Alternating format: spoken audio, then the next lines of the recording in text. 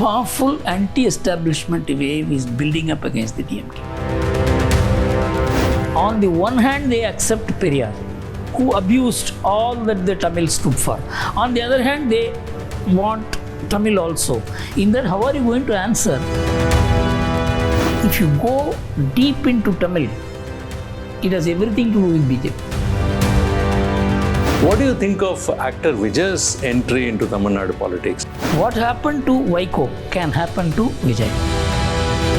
Annamalai as a BJP chief, and who aggressively took that and tried to build the party grounds up in Tamil Nadu. Why did you give it up?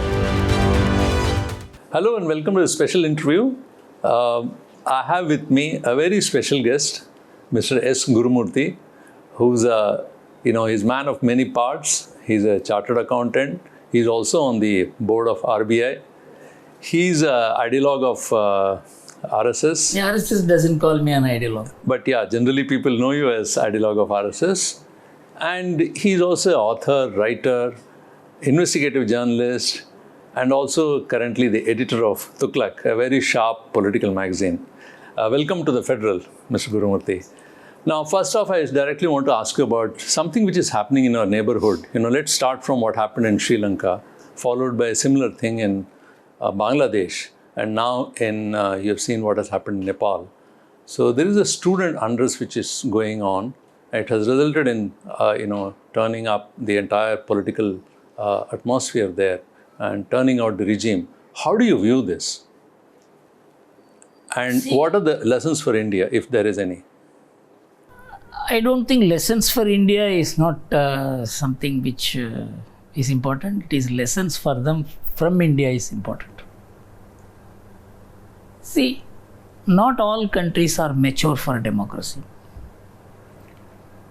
Pakistan has been with us, but they were not mature for democracy. And they could not even frame a constitution. When the constitution was framed, the military took over. And even today, it has not settled as a democracy. So, for a democracy, you need a philosophy shared by people of mutual tolerance. Without mutual tolerance, you cannot have democracy. And the Indian civilization has fostered this virtue. Hindu civilization has fostered this virtue. And that is why, in spite of an unbelievably diverse and complex population with diverse beliefs, right, we have a functioning democracy. Bangladesh, previously East Pakistan, was the one which achieved Pakistan through violence. A country which had promoted that violence, that is a geography with people which promoted that violence, was crushed, and so it reacted. 1971.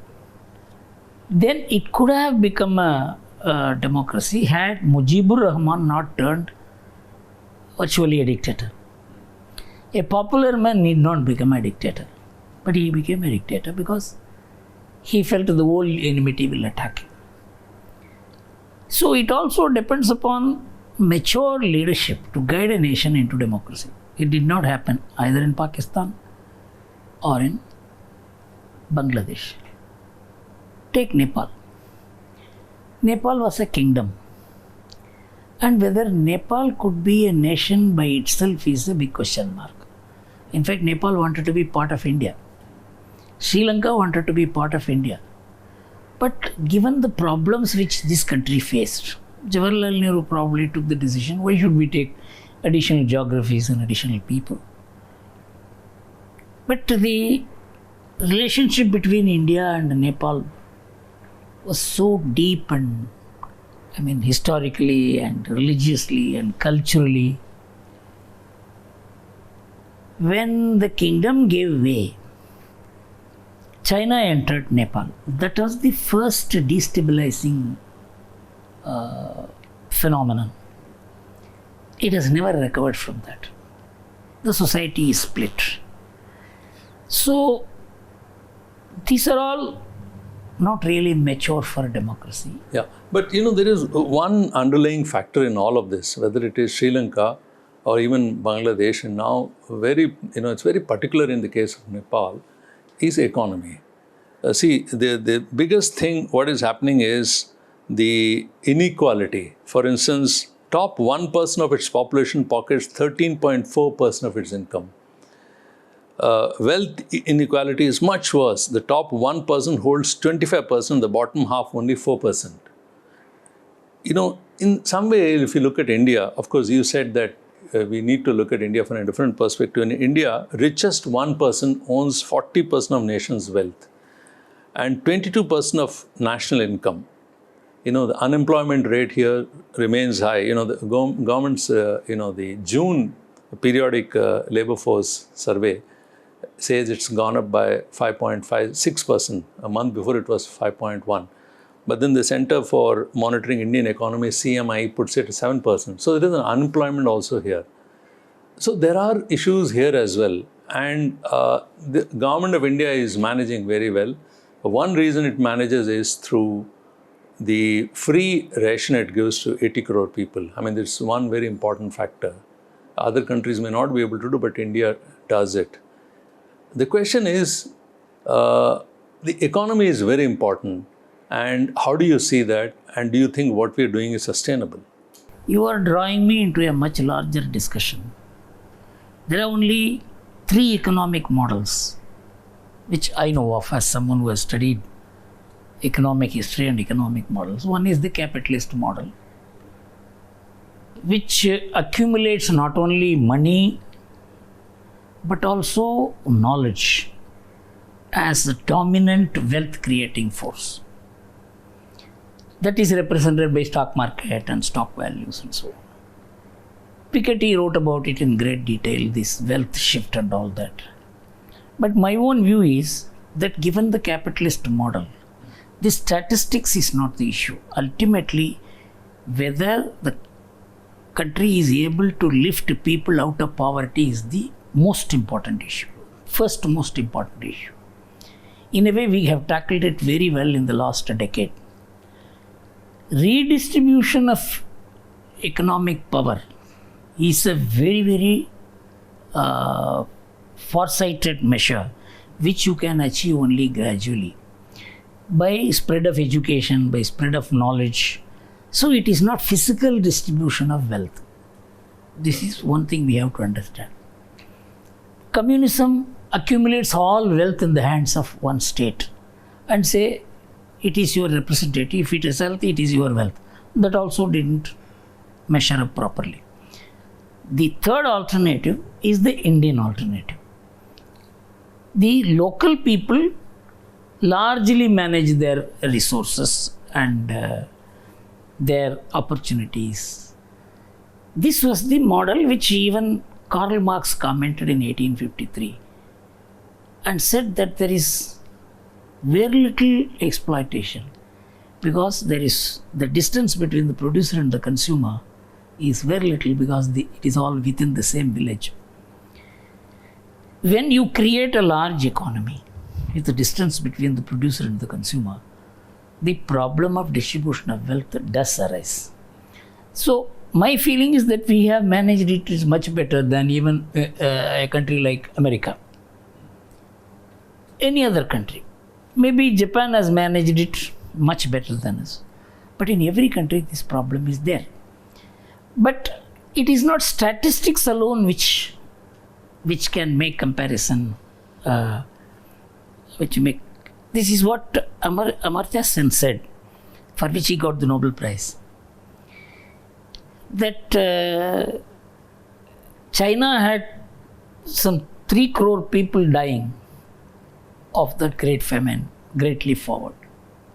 The news came out after 15 years. But in India, if there is one death in Kalahandi of hunger, the parliament will stop. So he said, economic distress is relieved by a vibrant democracy because it immediately communicates and response comes.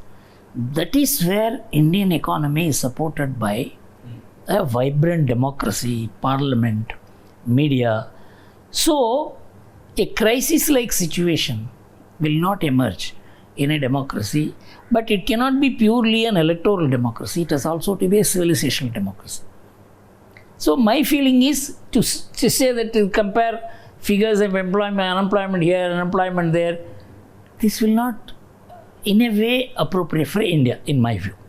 Yeah, but isn't data important? I mean, data is important. After all, how do you manage it is important. The problem is there. The problem is not only India's. The problem is of the economic model which the world has been forced into. It is not that you can remain away from it. But you have been able to manage. For example, globalization. India managed it is much, much better than any other country.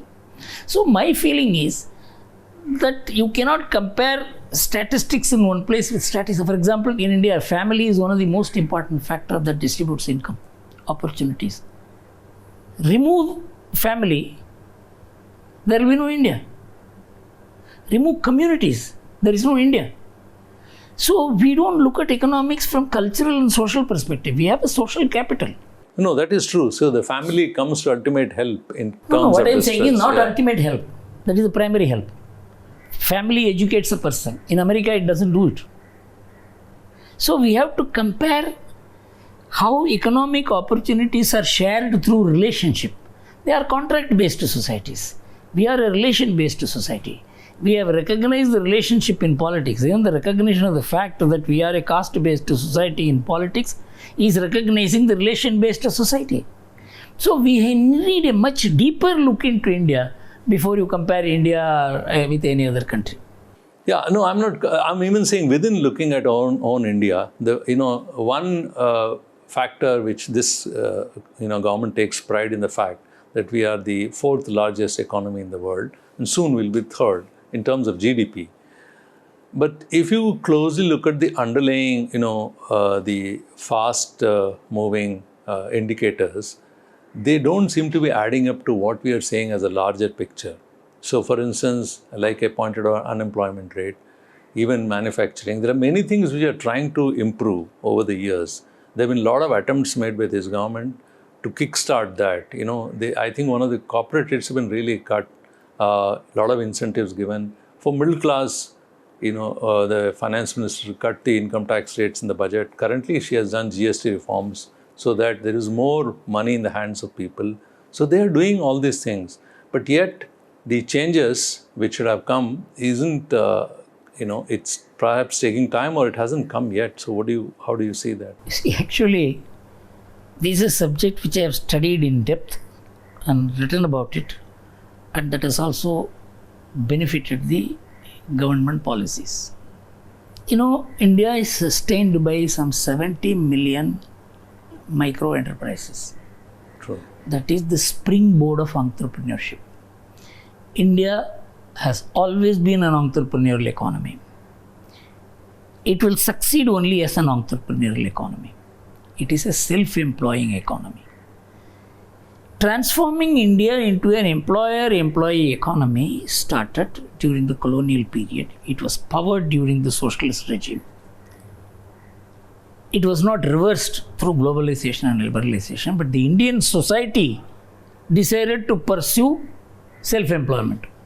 If you look at employer-employee situation in the whole world, in 1990, Fortune 500 employed 17% of the people. Today it is employing 9% of the people. So there is more thrust towards self-employment. That is what manifested in the Mudra loans. If you take, say, 25,000 rupees loan and pay it in time, you are entitled to 50,000, then 2,50,000, then 10 lakhs, then 25 lakhs. You know how many people have graduated and become entrepreneurs? This is a new model that is emerging. Today, in fact, when I taught in IIT for 4 years, I only asked these IIT boys a question who are attending campus interviews. Are you studying only so much only to become an employee? Don't you have the responsibility to give some employment? We are not teaching in high-end educational institutions then how you should be entrepreneurs.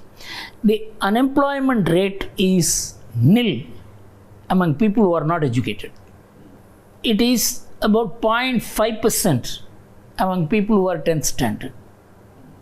It is only among graduates, because you are producing unemployable graduates.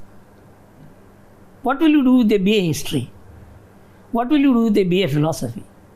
What will you sociology? You must understand.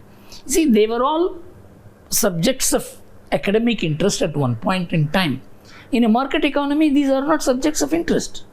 But they have become hobbies. But the very MSMEs, very micro industries are the ones who are actually feeling the pinch. For instance, even if you have to take one example specific, the exports which are doing to America, a lot of them gems, jewelry, fisheries. Actually, it's a lot from Andhra Pradesh. It's basically shrimp export. Shrimp export about 18 billion.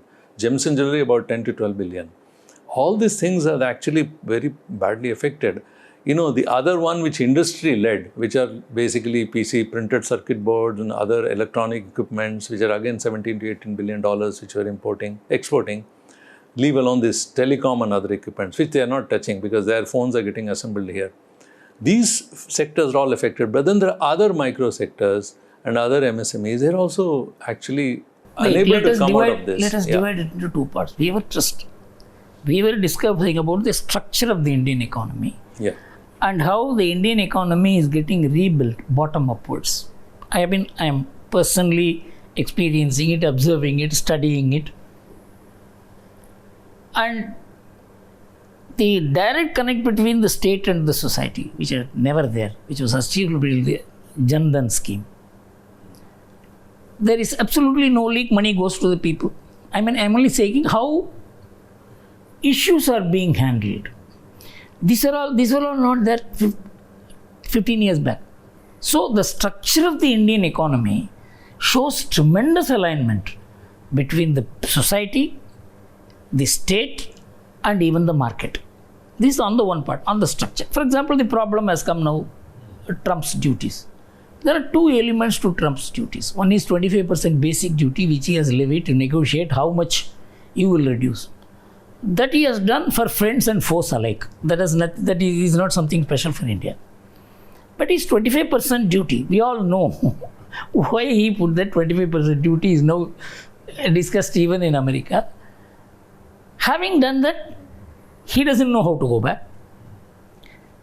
And we are also not willing to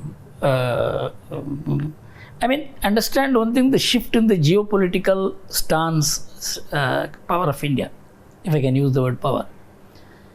That previously it would mean that we would have gone, begged, and not so. We are a different country today. This is one thing. Number two, this 25% duty is linked to the end of Ukraine war. End of Ukraine war is almost certain. It's only the timing which is uncertain, because Trump and Putin have agreed on three things. One, that the Crimea issue will not be raised, that eastern Ukraine, which has been captured, will not be disturbed, and Ukraine will not be admitted into NATO. And the only thing is what guarantees are to be provided. So once the Ukraine war ends, this 25% goes. So in the meanwhile, the problems are going to, which every country has problems. So this is not going to structurally alter India. I am very closely associated with Tripur and other places. They can easily manage 1 year with even 50% duty. But they can manage. We're not competitive even with the neighboring economies. No. You see, I am saying because their sales are not only to America. For example, in 2001, 80% of the sales used to be to America in Tripur. Today, 30%, average is 30%. So I told them, you are going to lose so much American profit, you are going to incur so much losses on marginal costing principles, you absorb the profits from other things. They said, sir, even with 50% duty, we can go on for 1 year. With 25% duty, we have no issue.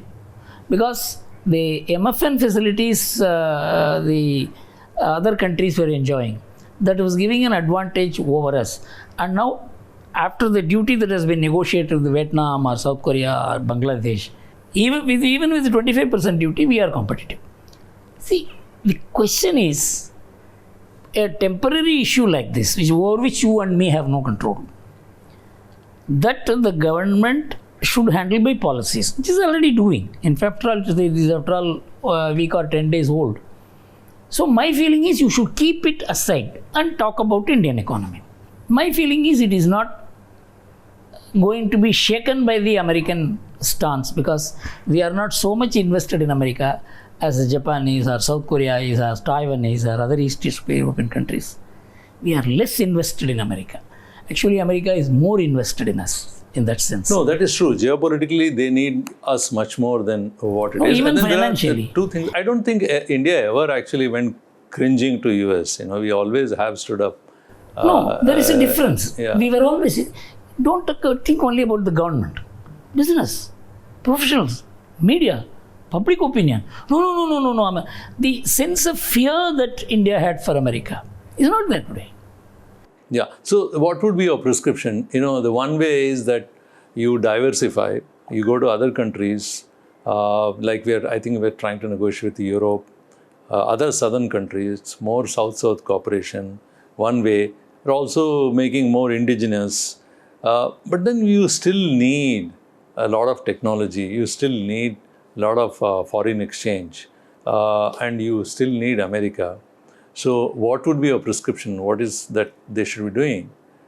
You see, this is also partly our business people's problem. Where market is easy, they went on market and they keep quiet. Now they find, after 2001, I told the Tripur people, you should not depend only on export. Their domestic market is 40% today. They began expanding domestic market. Because I am personally associated, I have moved with them. And then they have diversified more into European Union. Only some people have been very lazy, and because of the traditional contact, they kept on going. So now the business people feel they need to diversify. For example, take TVS Motors. Nobody would have thought of Africa as a great market. They have gone and established themselves as a great market. Because now the world is not America. Now the world is not Europe. In fact, their days as buyers are getting over. They were leveraged. But they don't invest in R&D, Indian companies, and even now, when they had extra surplus cash, they just kept it. They're not reinvesting. No, I am not going to criticize anyone, because I tell you, the technology regime itself forbade transfer of technology. Technology is always stolen. Technology bought is foolishness. The entire technological growth of China is stealthy.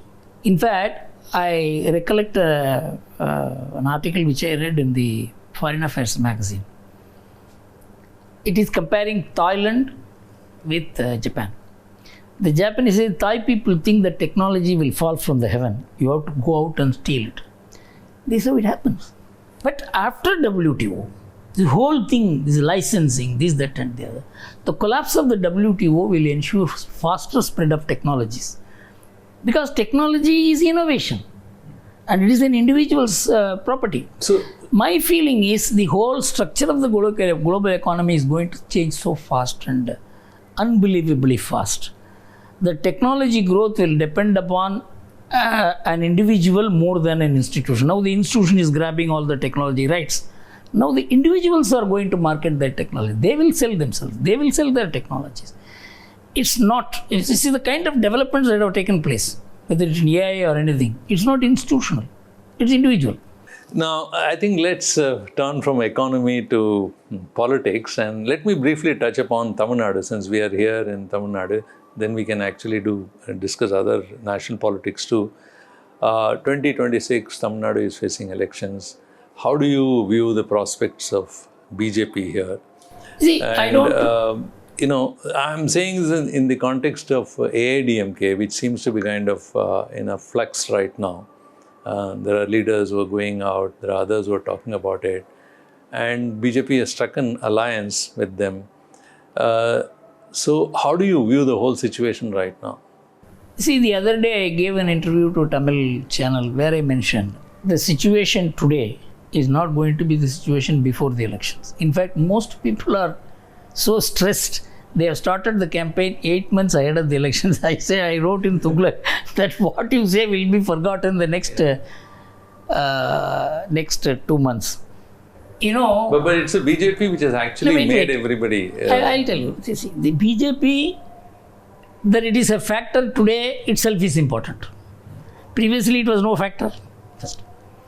When Arvind Kejriwal started his fast, he came and met me.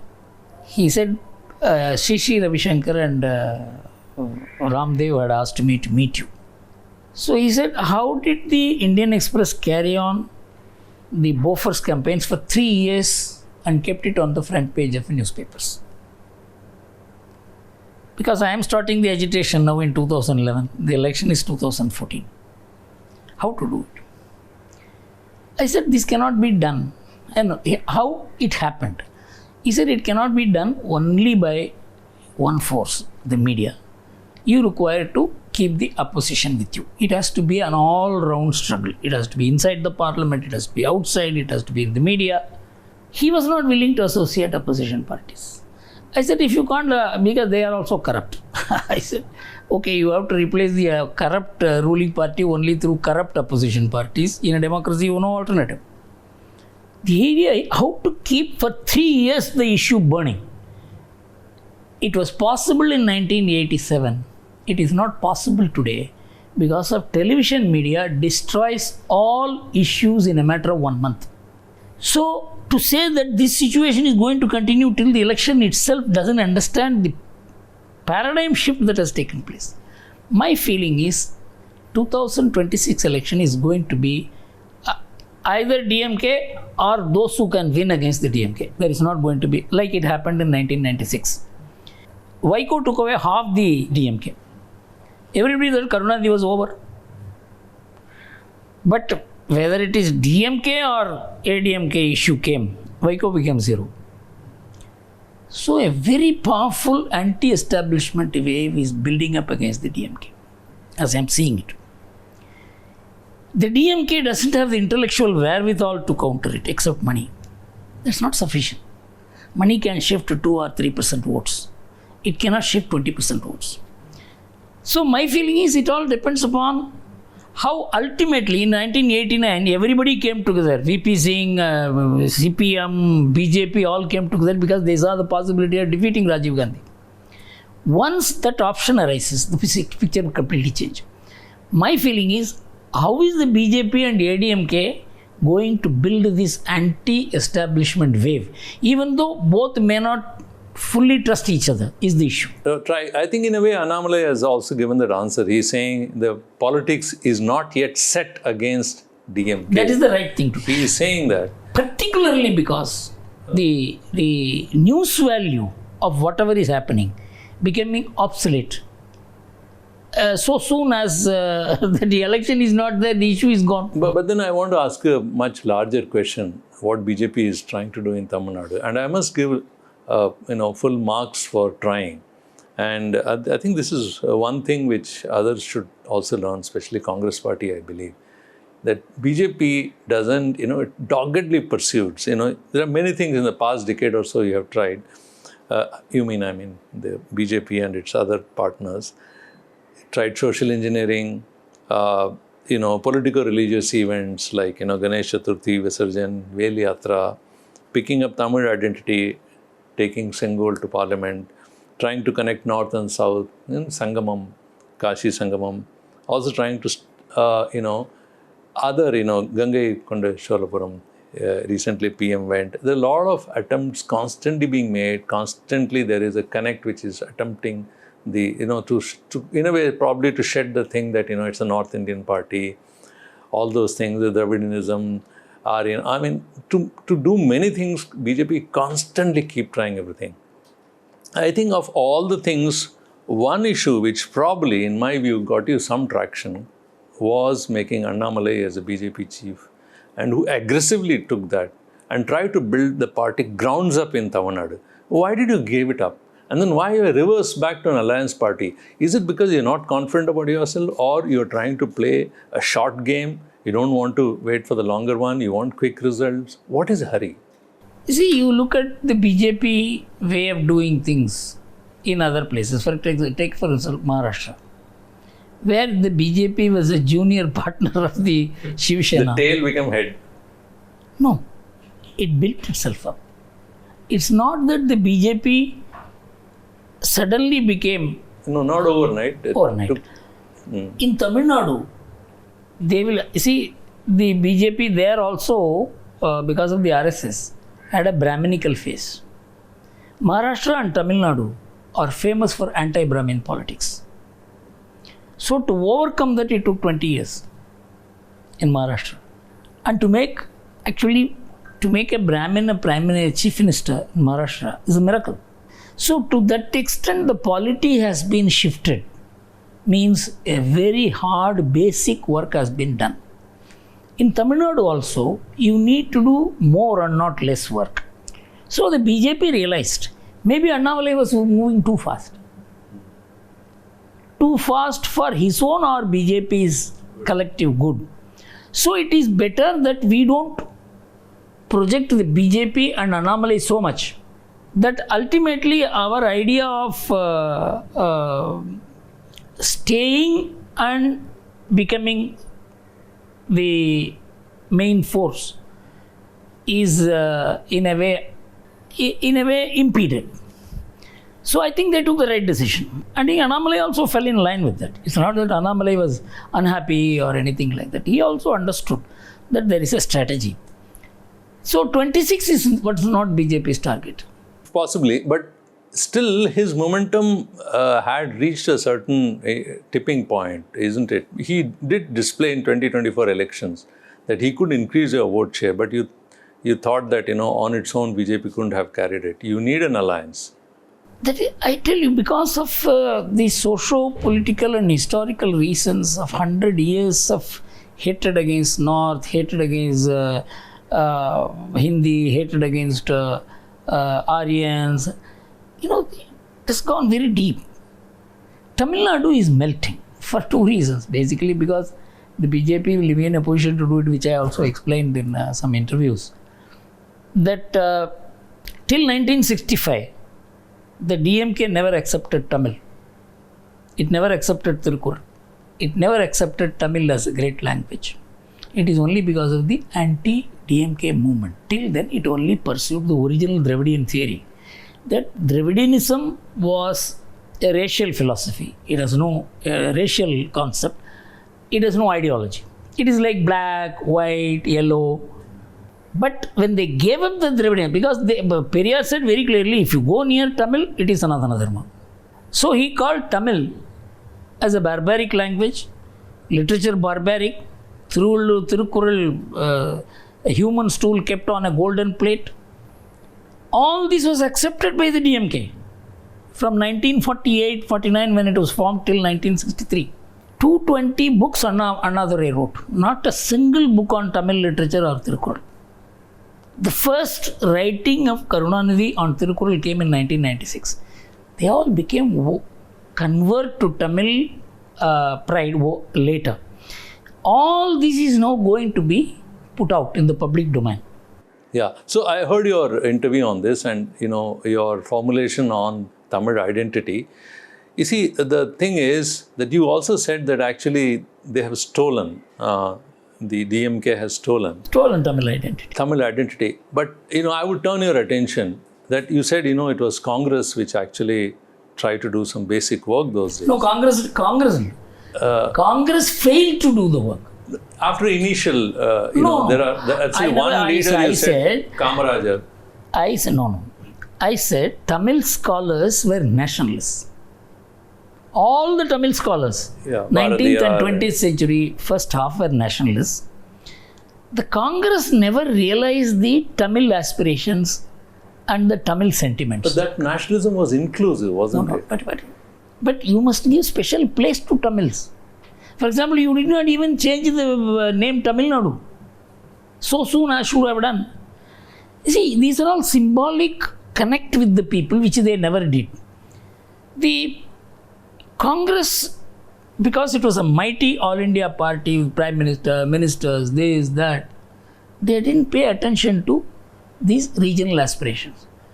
That is how they lost Andhra, that is how they lost Karnataka, that is how they lost Orissa, that is how they nearly lost Kerala. So, no, I'm just asking you one question. See, the way you are saying that DMK has appropriated the... Congress allowed it to appropriate. That's what I said. Okay, so but it was appropriated by the DMK, which was actually the original Tamil identity, which was created by saints and other scholars, indigenous from Tamil Nadu. Now, won't BJP be accused of the same thing? Because basically, even these identity which has been created, a symbolic vanakkam or a symbolic gesture or symbolically taking Sengol, will these things really, appeal to the people here? Do you think these so? Are all symbolic. Yeah. But the real connect between BJP or the idea of Hindu and Tamil is that Tamil literature accepts Sanatana Dharma. The DMK's problem is, if they had given up Dravidianism, Periyar, everything, and accepted only the Tamils, then the BJP's problems will be difficult. On the one hand, they accept Periyar, who abused all that the Tamils stood for. On the other hand, they want Tamil also. In that, how are you going to answer the substance that Tolkappiyam says that there was Varna Dharma, the society is Varna Dharma society? How are you going to say? Tolkappiyam said he went and got his thesis approved by Adango to Asan, who had learned 4 Vedas, and then went and submitted it in Pandian assembly. See, if you go deep into Tamil, it has everything to do with BJP.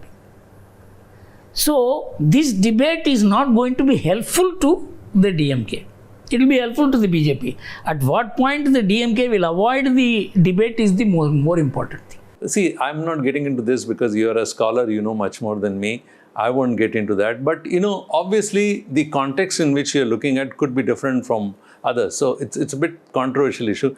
Let me steer away from that because... all that I want to say is, the more they get into this, the more trouble they will get into. So, BJP is at an advantage. That's the point I'm making. Yeah, I think they will be able to also bring, an appropriate counter to that, because one thing about in these issues here, that Tamil Nadu, a whole lot of scholars, like you said, even Vedas, many things have been rewritten here. There are many things which have been practiced here, even on the connect Gangaikonda Cholapuram, basically connecting with Ganges, showing to the north the power of southern India. There are lots of things which have happened here. I'm saying, all these issues will be interesting. Rajaraja Cholan called himself as Sivapada Shekhara. Yeah. The Shiva's father, feet at his head. Correct. Rajendra Cholan called himself as belonging to Raghuvamsa. See, it's all... You cannot say that they went and conquered doesn't mean they went and conquered a foreign land. So let me come back to more current issues now, because on this we leave it for a later debate.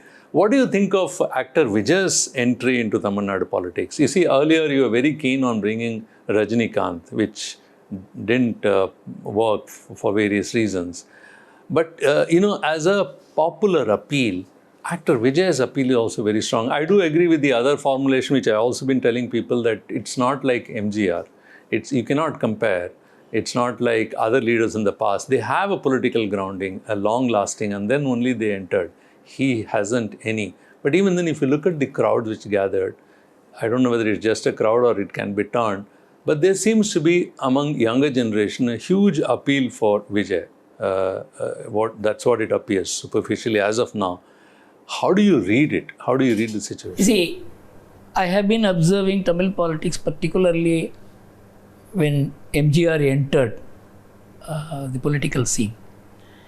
MGR's entry was not an individual entry. The MGR Rasigar Mandrams within the DMK had 45-50 MLAs. They had about 4-5 ministers. They had 10-12 MPs. It was a party within the DMK.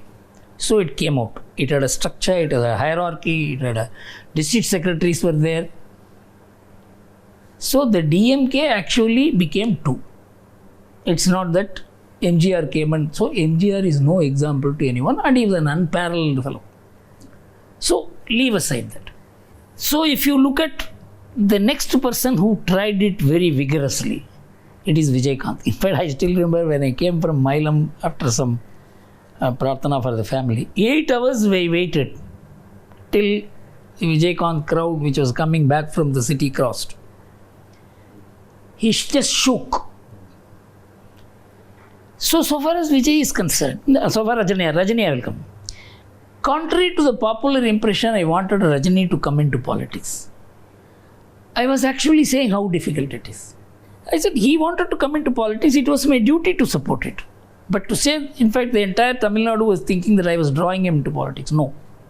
I don't want to go into behind the scene moves that happen. I asked him, have you 5 persons whom you can trust? The same question I asked Kamal Haasan also. Kamal Haasan said, I don't have anybody. I said, don't form the party. Rajani said, I have 3 people. If you have 3 persons, you can certainly, because without 3 trustworthy persons, you cannot form a company. So, finally, I said, to convert a crowd into a party is no easy job. Okay. Finally, he found that was correct. He cannot convert a crowd into a party. What Vijay is doing is to convert a crowd into a party. So can at least be a disruptor? No, I tell you, for example, if you compare the Murugan Manadu and Vijay crowd, then of course, Dinamala says that was more than this or less than this. For a cinema actor, not to gather crowd is a surprise. That he gathered the crowd is no surprise. So, crowd doesn't mean anything, in my view. The question is, if it is going to be who can defeat the DMK in 2026 election, the issue like what happened in 1996 comes. What happened to Vaiko can happen to Vijay. So Vijay has to form an alliance. So he lost the opportunity to form the alliance with the AIADMK for 2 reasons. One, the BJP and they are together. It is not likely to make for the simple reason AIADMK is not going to be a junior partner. Congress can be a junior partner. If Congress and Vijay come together and pick up 1 or 2 of these people, then he can emerge as somebody as an alternative to the DMK. But he wants to come out on his own and wield the sword. This is not going to work. Right. So I will quickly, I think time is running out, so quickly ask last 2 questions. One is, after Ram Janmabhoomi, Kashi and Mathura are still there on the agenda. What do you think, will it be pursued with the same vigor? Where does it stand now? See, having been involved in the Ram Janmabhoomi movement, including the negotiations with Muslims in 1990-91 and then also in 2023.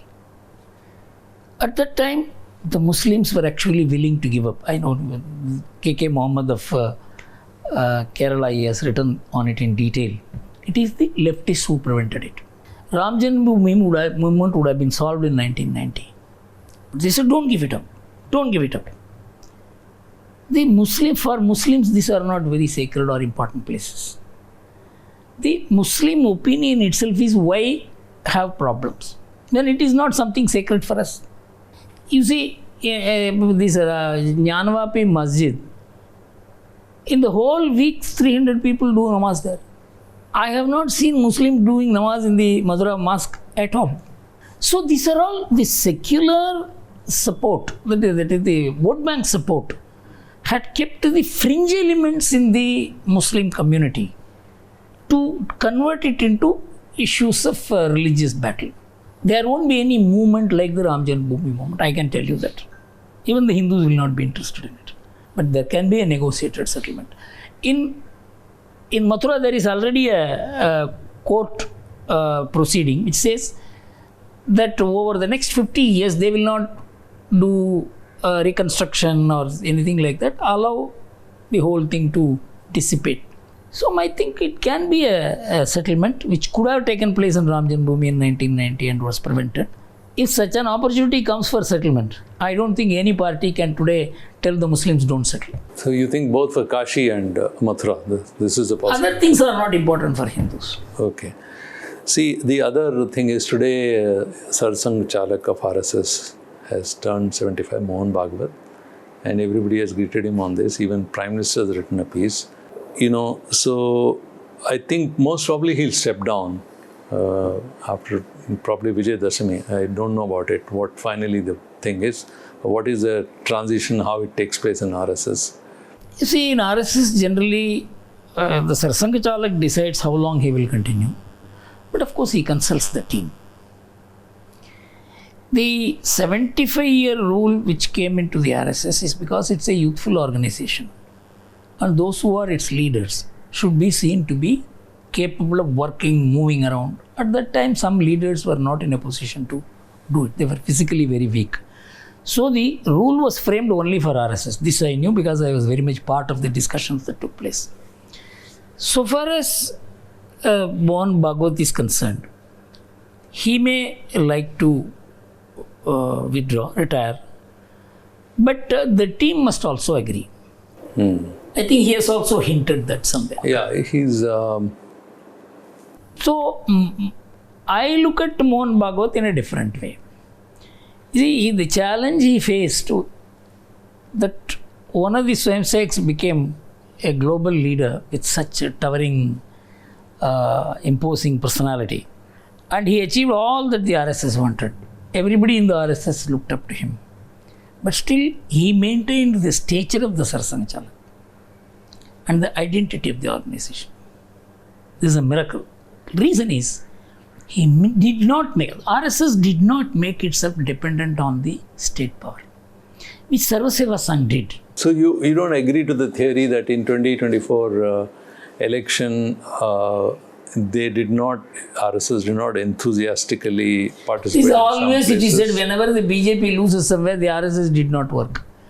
The RSS is never, after 2001, the RSS... But things change in Haryana and Maharashtra. No. The RSS was never called upon to work. It was left to the BJP to enthuse the RSS. But the BJP chief wasn't very enthused. I mean, he did say that we don't need RSS. That's what I'm saying. It is not that the RSS says we will come and work for you or will not work for you. It is up to you to enthuse the cadres. Okay, no, so since you are saying it's a rule framed for RSS, what about BJP? Because BJP, even this Prime Minister as a leader, the prominent leaders like Advani, Murli Manohar Joshi and others were all, went to, what is it called, a kind of advisory body. So what do you think about Modi? Because he'll also be turning soon 75 within next week. See, 75 is not the rule of the BJP for the simple reason after the RSS had implemented the 75-year rule. In 2004, Advani, when he was 77, became the party president. So 77 is not the rule for the BJP. But when Modi came and became the leader, there was a generational change in RSS, in BJP. It is not because of their age. There was a generational change. So, as part of the generational change, these people were moved away from power. The generational change in terms of what? The next generation, the first generation of the BJP. Okay. I would say thinking was the same. Huh? Thinking was the same. Yeah. The ideology was generational change means, you see, when a new generation comes to power, there will always be issue between the old generation and new generation, which the BJP avoided. And this should happen every day. In fact, the Congress is not able to avoid it, and so it is in trouble. So you think Prime Minister Modi should, continue? 75 is not any age, or because this rule doesn't apply unless he wants to go. That's a different thing. But there is no rule he should go. Well, how do you look at BJP today? Because you're very, very prescient. When I met you in 2012, and you said about BJP then, Modi is going to be the next Prime Minister, and you were accurate, dot on that. Will you be able to say now, where does BJP stand now? Because there are some issues. For instance, for 3 years, they've not been able to select a chief of their own. There is a chief. They're not able to make change. The Prime Minister's popularity is very high even now, after, being in power for over a decade now. He's the tallest leader of the party. There are many leaders in BJP, but still, he is much more towering than others. How do you see this whole BJP's growth and the way it is going? You see, BJP is a highly consultative party, despite a very dominant leader. I know from inner functioning also. So it is not that any one person will decide in BJP. Even if he wants a decision to be taken in a particular way, he has to take many people into confidence and build a consensus. So that is one of the reasons why in BJP decisions get delayed also.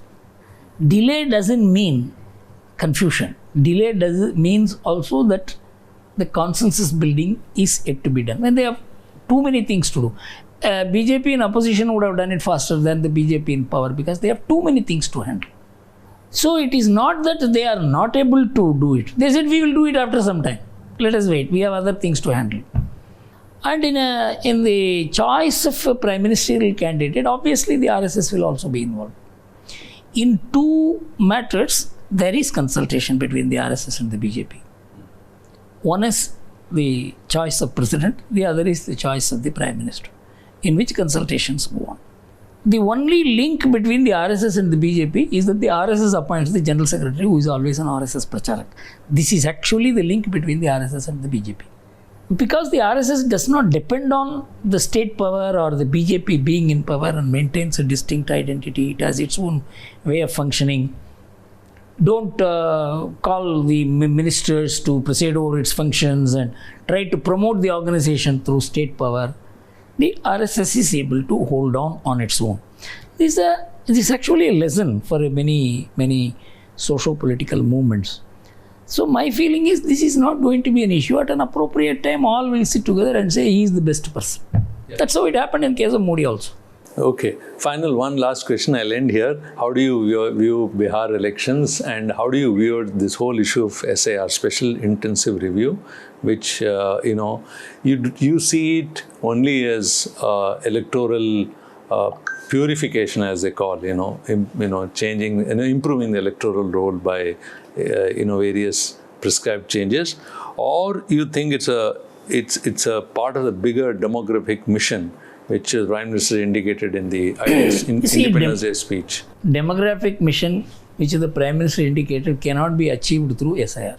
And this relates to border areas and border districts and a different policy framework. It is in industries and things like that to shift to people. That is a different issue. Rahul Gandhi pointing out all these errors in the electoral rolls itself is a justification. It has to be done because after 2004 there has been no serious revision of electoral rolls. At that time it was all, we were all going broadly, the rolls were all right. Now we are in a position to perfect it. Why don't we do it? And in that, what the election commission is following. See, we are publishing the draft rolls in which 65 lakh people. So nobody disagrees with this. Purification must happen. But what's the hurry? Why Please understand, before election? Why you say, tell me, AEC says we won't agree tell to me, Aadhaar. Actually, if I were election commission, I will see I am able to implement it in one state. And here Bihar comes, let me implement it. What's wrong about it? You see, if it is, okay, we will leave it. Then a UP election comes. Why before UP elections? This question is always going to come because every year there is an election. This question is a very wrong question. No, see, that I agree that India constantly faces election. Next elections are also coming now.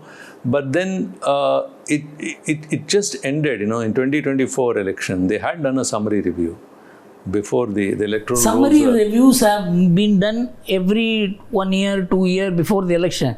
But that is meaningless. Because anybody gets enrolled.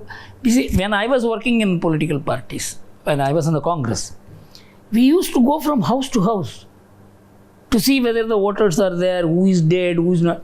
No political party is doing this work. It only says election commission to do it. I leave the election commission to do it.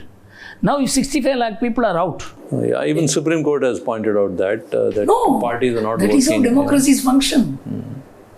That is how Indian democracy is a participatory democracy. It's not just an electoral democracy. People participate in the election process. We used to include people. So this demographic mission, what are the other things which will happen? You're saying not through SAR. You see, obviously, for example, certain people are located in border areas which is not good for security. We may have to shift them to other areas through developmental process. It is not that they will be shunted out or anything. Distribution of population in such a way that it does not affect the demographic balance in a particular area. That's the idea. I think that's right also. Demography is destiny. That is how it's called. Thank you, Mr. Gurumurthy. Thank you so much for your time.